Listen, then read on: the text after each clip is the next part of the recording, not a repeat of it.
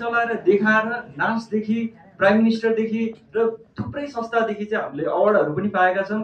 हामीले national international गरेर 50+ अवार्डहरू पाएका छौँ।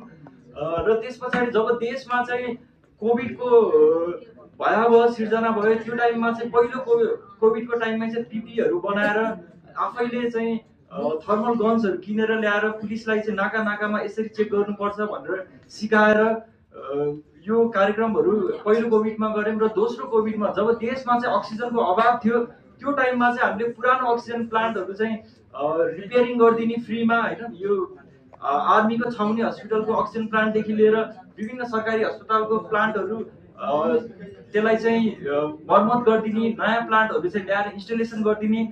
जस्तो अब त्यो टाइममा 3 करोड पर्ने प्लान्टहरू हामीले चाहिँ 1 करोडमै लिएर आएर नाफा नखाइकन हामीले चाहिँ विभिन्न सरकारी अस्पतालहरूमा चाहिँ जडान गऱ्यौँ। फ्री एम्बुलेन्स सर्भिस प्रोभाइड गऱ्यौँ, आइसोलेसन सेन्टरहरू बनायौँ। त्यस पछाडि जब अब नेपालको नाम पनि इन्टरनेसनलमा चाहिँ चिनाउनु पर्यो भनेर चाहिँ स्पेसपोर्ट अमेरिका कपमा चाहिँ हामीले पार्टिसिपेट गऱ्यौँ। 175 कन्ट्रिजले चाहिँ पार्टिसिपेट गर्दाखेरि only 25 countries were selected and Nepal was one of them. यो चाहिँ एकदम गौरवको कुरा थियो। हामी 3 वर्षसम्म लगातार सेलेक्ट भयौँ। हामीले रकेट